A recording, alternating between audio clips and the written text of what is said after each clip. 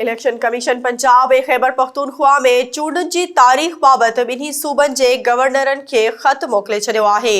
Election commission तरफ़ां governor Punjab Mohammad Baligur रहमान खे मोकिलियल ख़त में चयो वियो आहे त गवर्नर पंजाब 9 खां 13 अप्रैल ताईं पोलिंग जी तारीख़ मुक़ररु करे।